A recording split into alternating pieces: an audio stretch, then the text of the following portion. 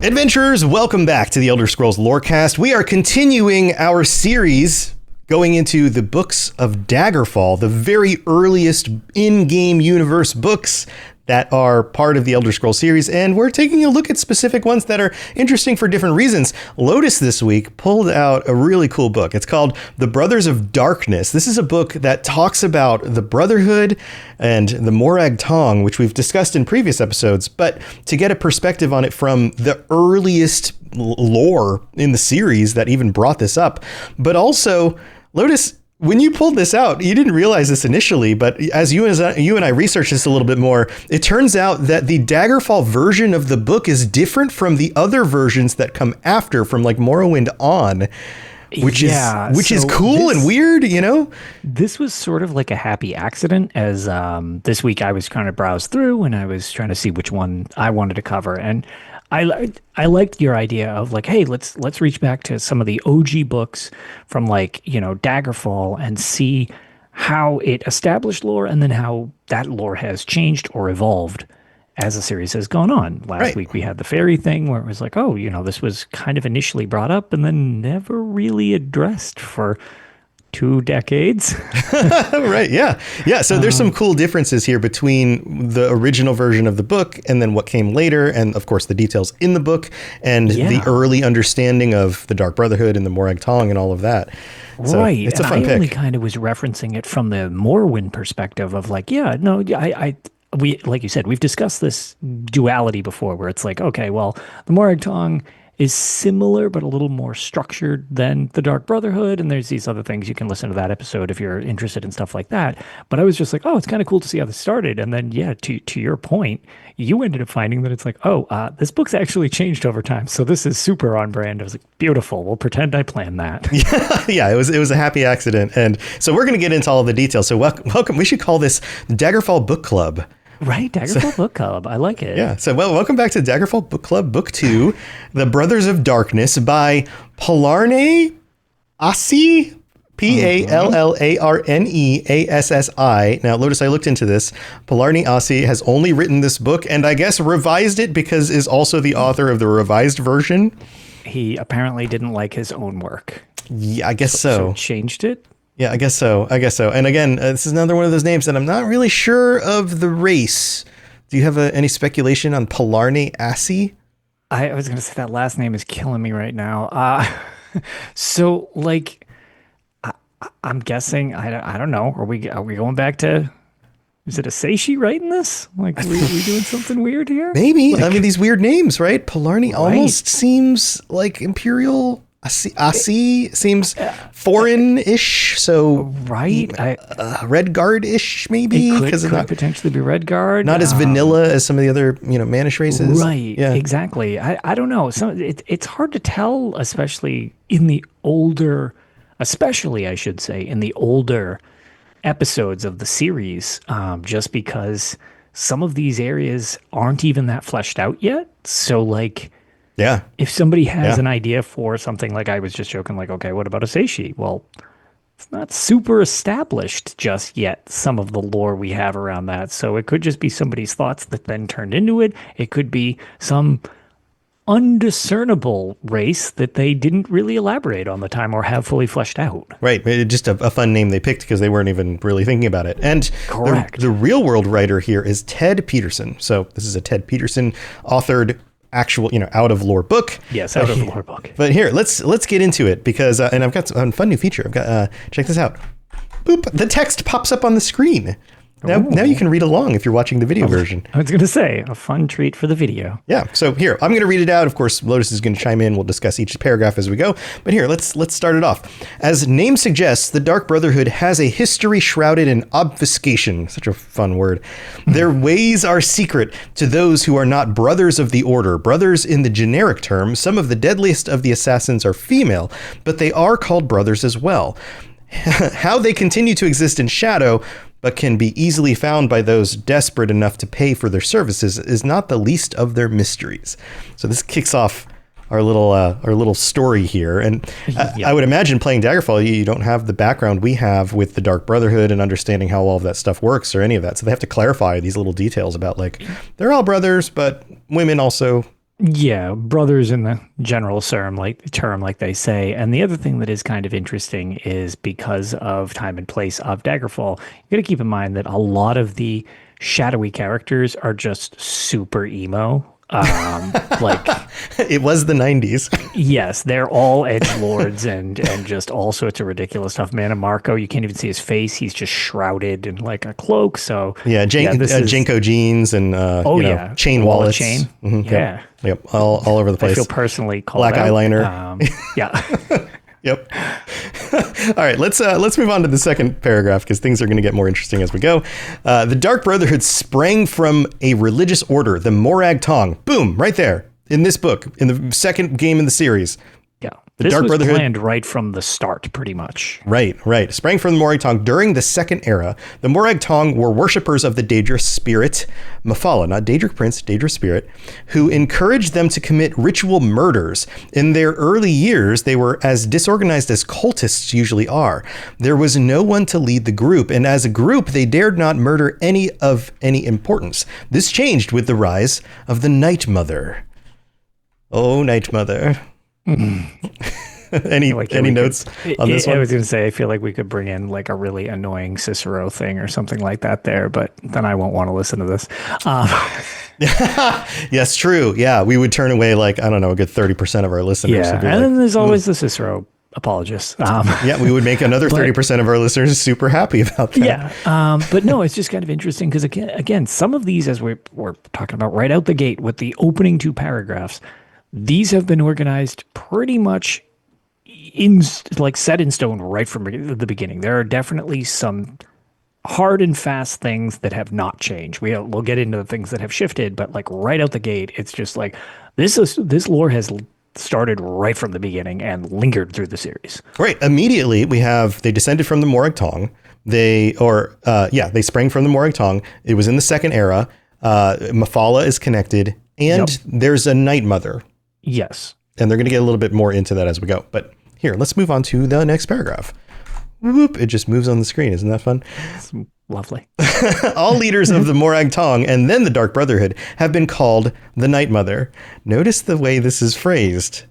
It feels peculiar, right? Yeah, now right out the gate, now this is going to start getting weird. Yeah. Whether the same woman has commanded the Dark Brotherhood since the Second Era is unknown. What is believed is that the original Night Mother developed an important belief of the Morag Tong. And we'll go ahead and get the next paragraph and kind of summarize both of these. The first belief is that while Mephala grows stronger with every murder committed in her name, certain murders were better than others. Murders that came from hate pleased Mephala more than murders committed because of greed. Murders of great men and women pleased Mephala more than murders of unknowns. Thoughts on that one? That's great. That's a real great tenet to have. It's just like, yeah, indiscriminate murder. No. You got to make these count. Like, and it's just like right at the gate, it comes with like a prestige setting to your murder, not just, Yeah. Basically being psychopaths, which is kind of funny because the Dark Brotherhood tends to fall victim. And I always joke about that because I know people love the Dark Brotherhood and I think they're a cool faction, but they're not a faction that I personally am like. In the games, I'm always like, meh, whatever. These are cool storylines more so than I want anything to do with these because they always kind of implode in on themselves because the people that are connected to this are terrible. All there. Yes. Yeah. So what a surprise that when they set up tenants, they don't always follow them. So. Right. It's also interesting here that Mephala ranks these in quality, like the quality of murders for hate. Yeah. Like hate murders. She wants people to be angry and like upset and not greedy. That's not the point. The point. Yeah, is the wrong vice you're going for if you're going for greed. Right. And then also the more important the people are, the better off, like the happier she is. Like it's one thing to murder the bum down on the road, but nobody knows about the bum, but you murder the emperor, you make Mephala real happy. Right. Bigger risk, bigger reward type of deal in her eyes. The thing that's also interesting is just in general, I like the idea of like this tiered quote unquote level that the game, I mean, they're games, so they have this like leveling, and leveling is fun for a lot of people. And that weird concept is built into so many of the features of the world, where it's like I joked about the soul gem thing that we had a whole episode on, and now it's just like, yeah, there's like level quality to the things you do in the world, and it actually matters, which is kind of interesting. Yeah, yeah. Rob in chat says, you say hate, I say passionate murder. Yes, very, very nice, very nice. There's also a discussion going on in chat that we can't really address because it's not part of this episode, but it's about Daedric princes and if they even acknowledge that Sithis is a thing, if there's any... that's an interesting question, maybe something worth digging into in the future. I was going to say, that could be a fun episode. Yeah. But back on track. We got to get back on track there. So let's continue on. We can approximate the time this belief was adopted with the first known murder committed by the Morag Tong. In the year 324 of the Second Era, the potentate Versidu Shai was murdered in his palace in what is today the Elsewhere Kingdom of Senchal. Interesting references that are still accurate. In a brash move, the Night Mother announced the identity of the murderers by painting Morag Tong on the walls of with the potentate's blood. Notice it says the Night Mother announced the identity and painted on the walls, which feels so different than our interaction with the Night Mother in the games, or at least in the more recent games. I mean, can you picture the Night Mother from Skyrim getting out of the coffin and going and painting a wall and then getting back in the coffin? Right, as is, if you don't, hit her with the spray bottle, I feel like she's just going to like turn to dust. So it's like that same person, not that far before, is apparently getting out of this situation by not only murdering the potentate, but then like drawing a mural, essentially, like graffiti tagging the wall with his blood. It's like, that's a pretty involved murder. And only a few hundred years before the events of Elder Scrolls Online. So, so after, not before. Oh, after. No.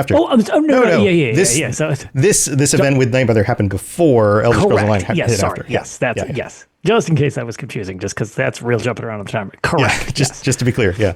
Yeah, exactly. So it's like, that's pretty close to like the timeline of some of the earliest, well, I guess the literal earliest that we play in the series. This is like dating back to that. So it's like, I mean, I guess if I suppose that's enough time that you could rot in a coffin for a while. Very different view than we get in Skyrim, per se, which is many, many, many years later.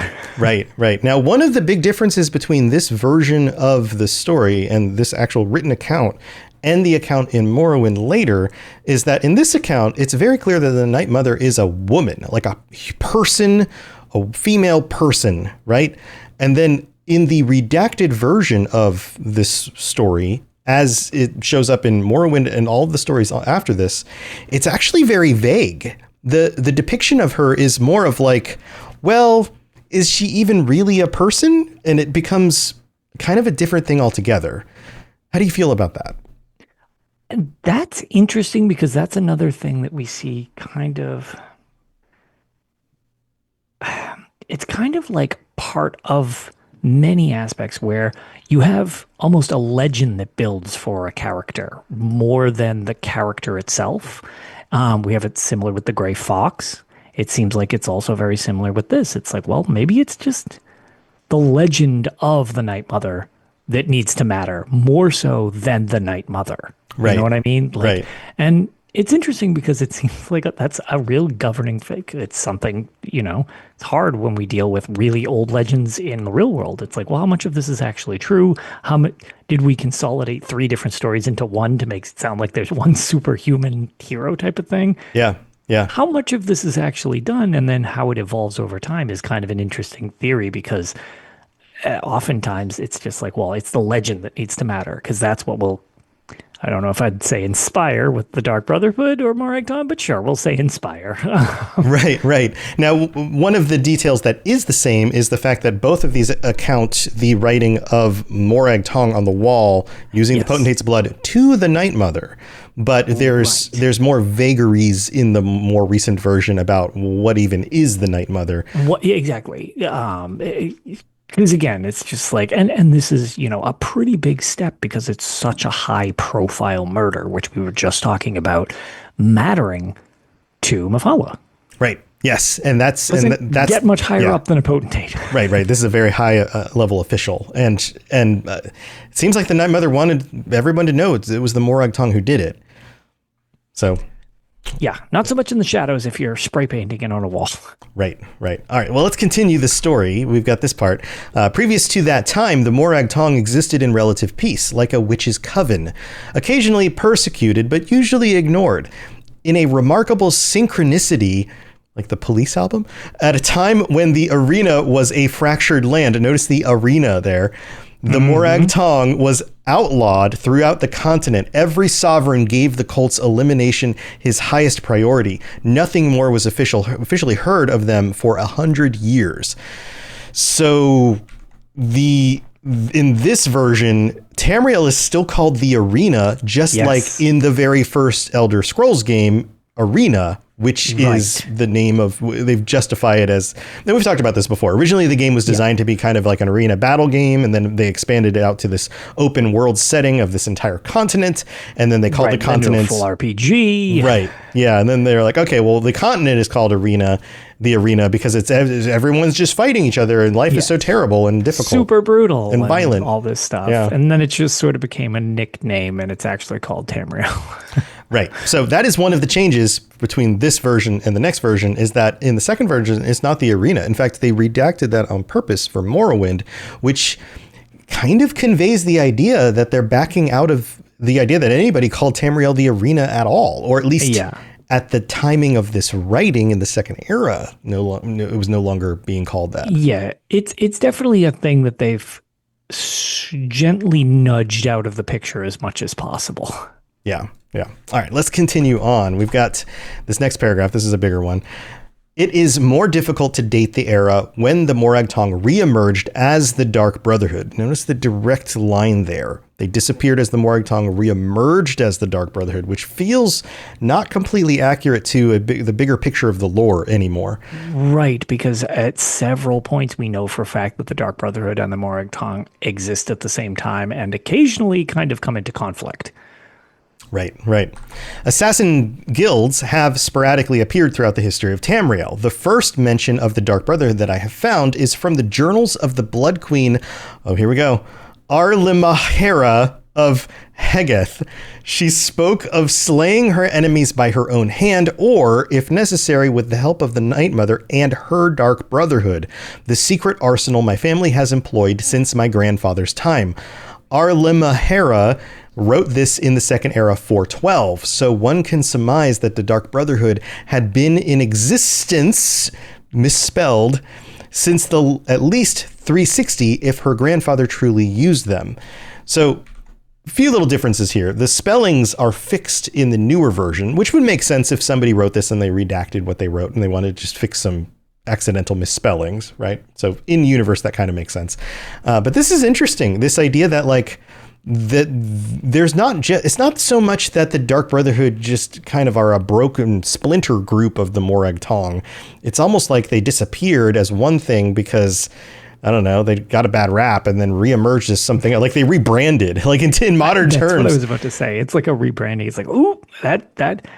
It's one of those things when Comcast generally had such a bad, reputation that they tried to sort of blend into hey, no, we're Xfinity now type of deal. Yeah. And it's just kind of funny because it's like, well, I think people might still know that you're the same thing and it's not all removed. So there's still some traces of it, but it's kind of funny. Like the rebranding idea is kind of a funny way of putting exactly what they did. Yeah. It's like the DCEU becoming the DCU. Right. Yeah, like everyone didn't like those movies, Morag Tong. Try again. Yeah, let's do that. Okay, so the potentate was too much? All right, let's rein it back in. We'll show back up later. We'll try something a little low-key for a while, and then we'll go for an emperor and really mess things up in the fourth era. Yeah, absolutely.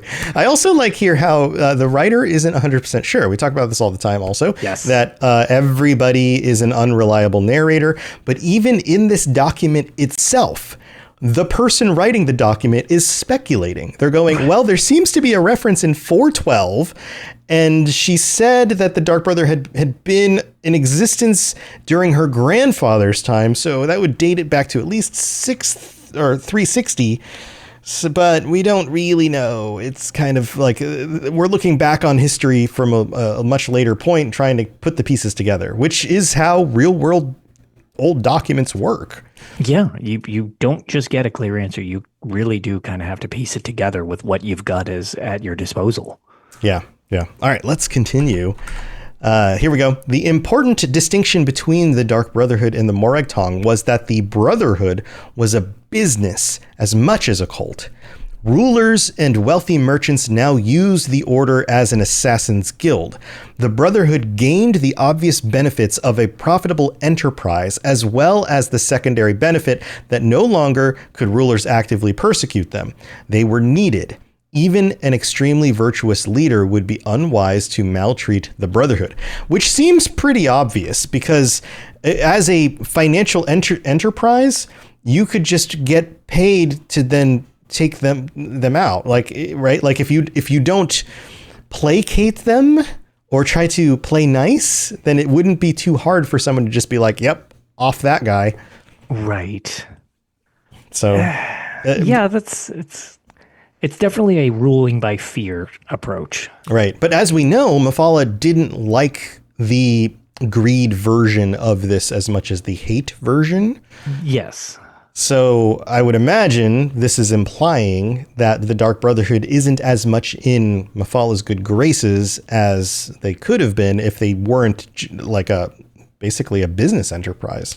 Correct. And if you've played some of the games, you're very aware of how business oriented the Dark Brotherhood actually is. Mm-hmm. They seem like just whacked out like lunatics that are killing people. And yes, that's true to a degree, but once you get into some of the quest lines, it's like, oh, wow, this is okay. This is a business just like anything else.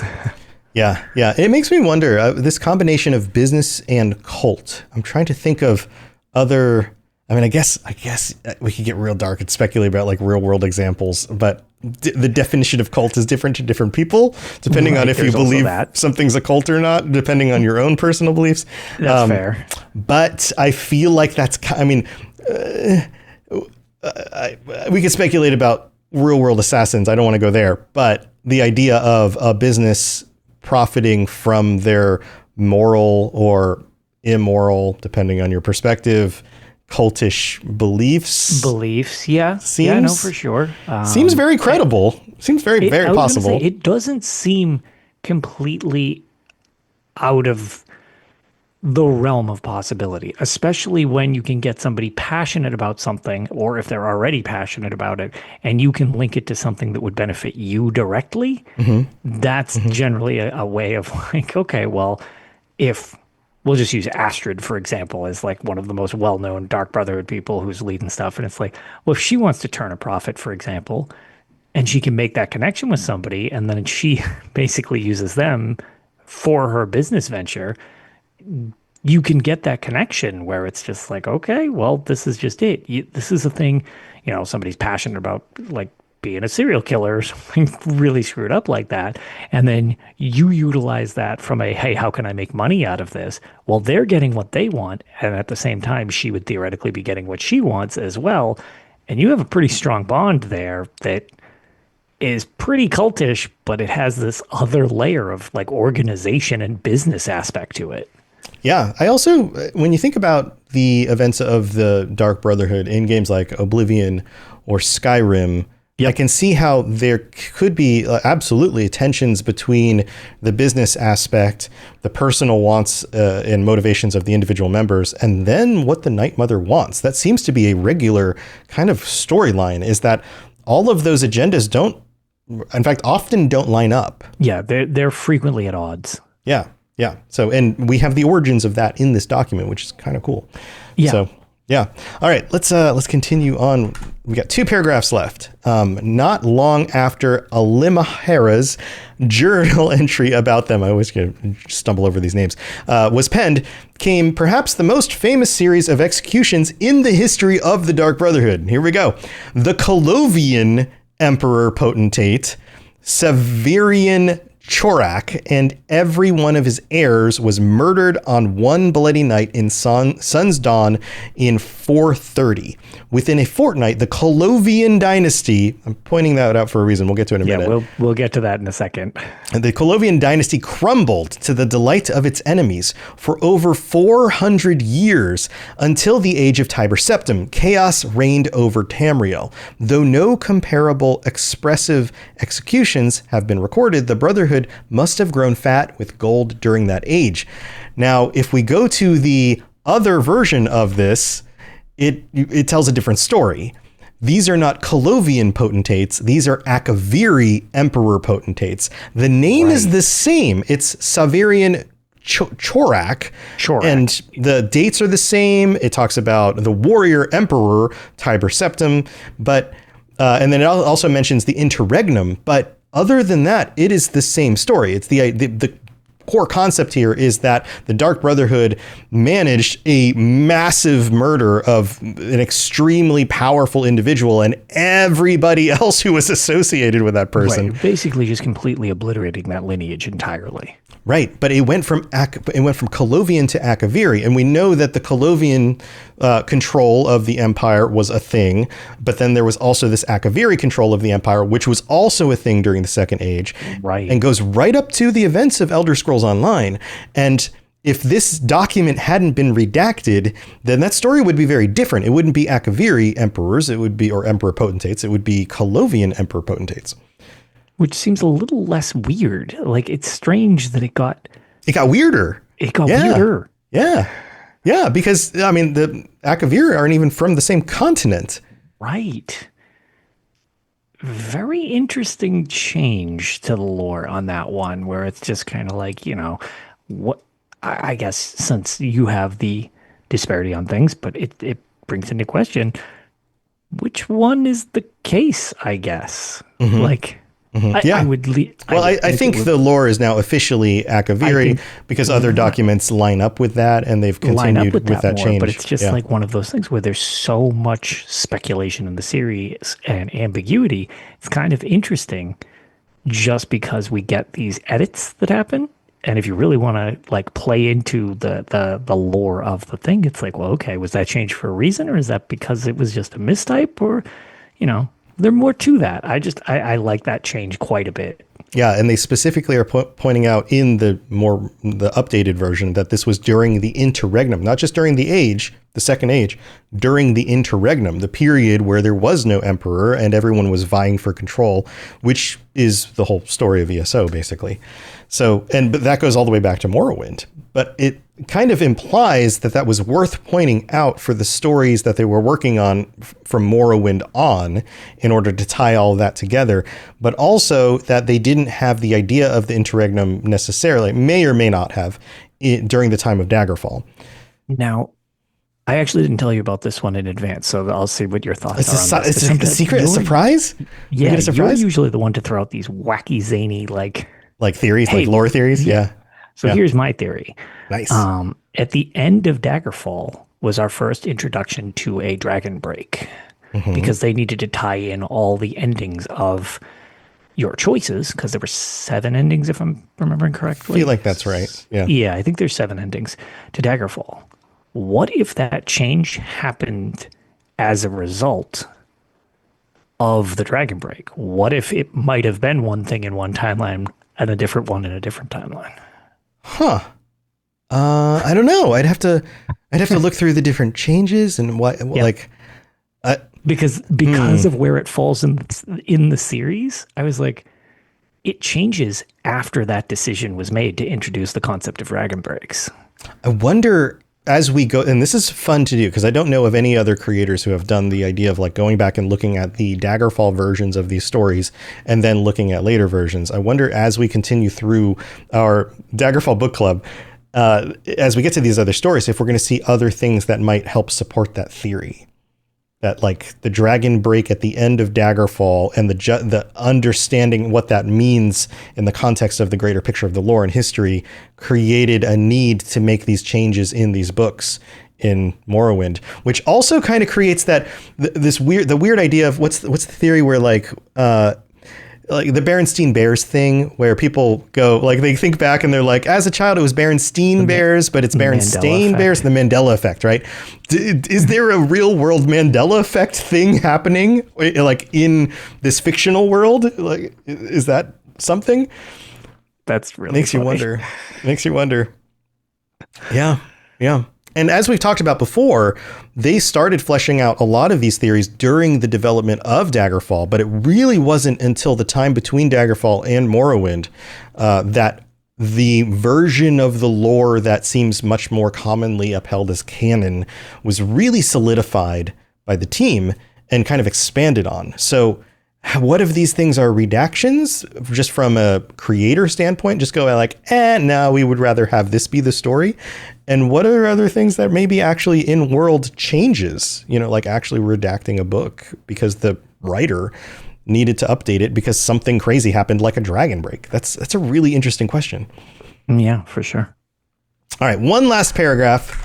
This is how it ends. The Dark Brotherhood has no shortage of business opportunities. And accounting, I have been informed, is the Brotherhood's favorite euphemism for an execution. I love that. You have to pay your accountant. You know what I mean? While they are officially considered an unlawful organization in every corner of the empire, like the Thieves Guild, they are almost as universally tolerated. Period. Done. End of story. I love. Can you think of any examples of when they've said like accounting instead of execution in any of the more recent games? I feel like that's sanitation worker instead of garbage man, just like in execution terms. Right. But also like that would mean that you're hiring an accountant. Like your blood ritual would be paying the accountant. Like why is there like a heart on the ground with bones and weird candles and I just had to pay the accountant. Don't worry about it. If you're paying in blood is a term people use. Yeah, that's true. Or, being, bleeding because of expenses. Whew.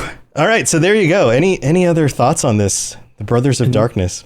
No, I love that most of this has been just like set in stone from the beginning with just interesting little adaptations as the series has gone on. Yeah, it's also interesting because there are still changes between the versions from Morrowind onward. It's a subtle thing.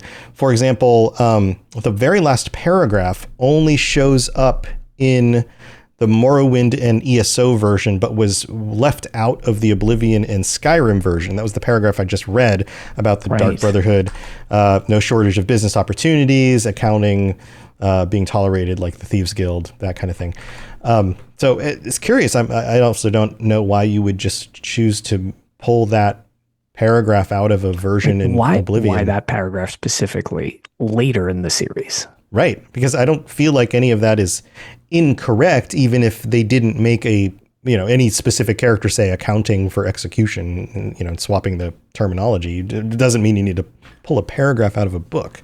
So I don't really have a theory about why that would happen, but it is something else to note.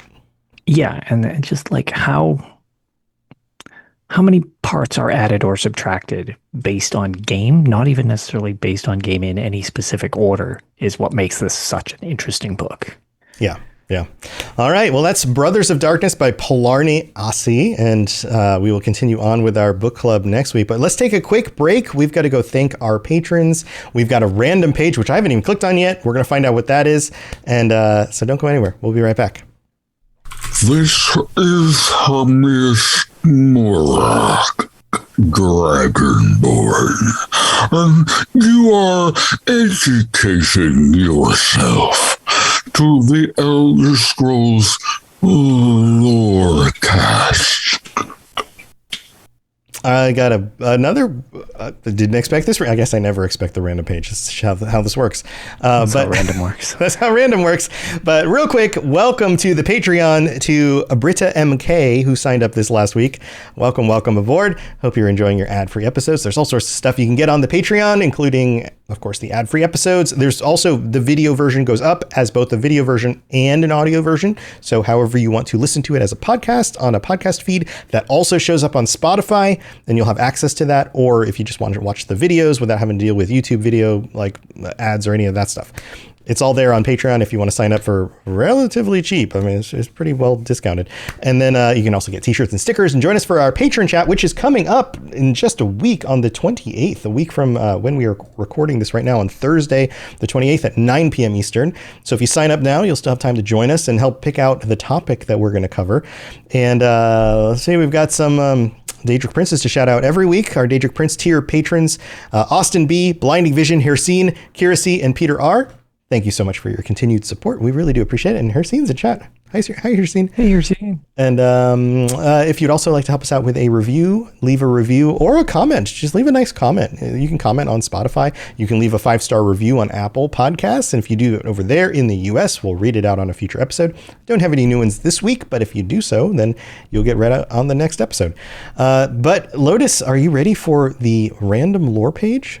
I am, but I want to give a quick shout out to Berg real quick because I think this is really funny when we were discussing the euphemisms for things. Mm-hmm. And in mob terms, to have somebody be an interior decorator, I feel like interior decorator just screams of like Gut Gardens in the series as is. I bet Mafalo's real happy about Gut Gardens. Yeah. Anyways, so random page. Random page. All right, this is under lore, so that's fun. Appendices, Guild Act. This here, I'll just read it.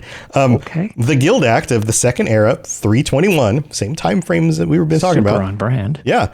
Also known as the Guilds Act, was a legislative act that codified the practice of guilds throughout the Second Empire, encouraged by Peladil Dereni and signed by potentate Versidu Shai in the Second Era, 321, a name that already showed up in this episode. The Guild Act, before he got shanked, officially sanctioned the guilds of tinkers, cobblers, prostitutes, scribes, architects, brewers, vintners, weavers, rat catchers, furriers, not furries, furriers, cooks, astrologers, healers, tailors, minstrels, barristers, and most importantly, the Guild of Mages, founded in the Second Era 230 by Vanus Golarion, and the Guild of Fighters, founded the previous year by the potentate's kinsman, Daenerys Ves, and chartered under the Section 4 of the Guild Act.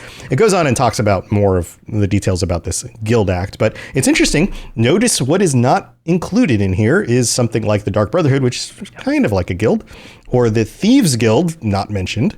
Right. Guild adjacent and that kind of stuff, because those were tolerated but not official. Weird. I promise I just hit the random page. It's not like I didn't even know about the Guild Act until I saw this pop up when I hit random page.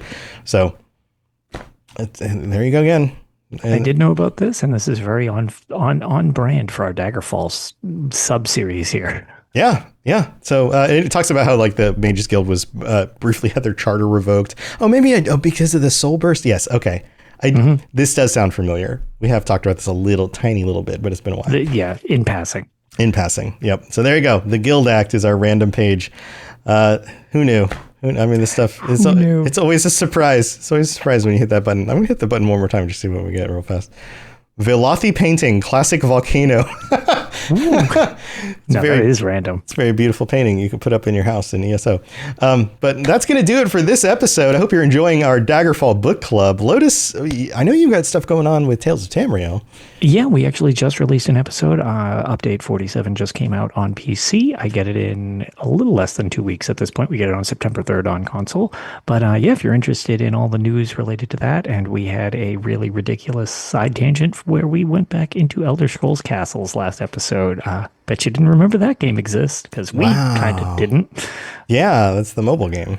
Yeah, we had a request to bring back that segment, so we did. Nice. I haven't played that in 6 months. Yep, let's just say we had neither, so it was real interesting firing them both back up on stream. That's funny, because you and I were talking in the pre-show about like the crazy stuff going on in our lives. I'm spending a lot of time just waiting in car line to pick up my son from school, and I was thinking today and earlier this week, I was like, is there a game on my phone I should just be playing while I sit here? Maybe I'll have to load Castles back up. Maybe play something else. Not so good, huh? It's not... Really struggle to call that an Elder Scrolls game. Yeah. All right. Well, there you go. Not the best work. Yeah. Well, I'm sure you have some very exciting things to say about it on Tales of Tamriel. So go check that out. Also, if you want more of my stuff, I do a bunch of shows and follow the Lorecast, the Lord of the Rings Lorecast. I'm working on a new project that's yet to be announced that I'm super excited about. More info about that in future weeks. And of course, lots of other shows on the network, robotsradio.net for all of those shows. And just join us on the Discord. There's a whole list of channels for each of the shows. If you're looking for more content, things to listen to while at work, if you're, while you're waiting for our next episode or something like that, go look. There's a whole bunch of things. Lots of fun stuff. But thank you everybody for being here. Chat, thanks for being here as well. And until next time, if you're going to murder somebody, do it with hate, because Mafalo will enjoy that way more than for greed. Also apparently charge for it, but don't be greedy about it. Charge a fair price. Yes, a fair murder prices only, people. I'm not sure how much murders are going, like what the standard pricing for murders is right now, but yeah. Please don't listen to anything we say. Yeah, don't do any of that. That's terrible. And now we're going to get demonetized. All right, we'll see you next time. Bye, everybody. See you later. Thanks for tuning in to the Elder Scrolls Lorecast. Check out robotsradio.net for more podcasts just like this, and join us on the Robots Radio Discord. Be part of a community of over 5,000 people who are excited about video games and so much more. Robots Radio. Games, lore, stories, community. Just press play.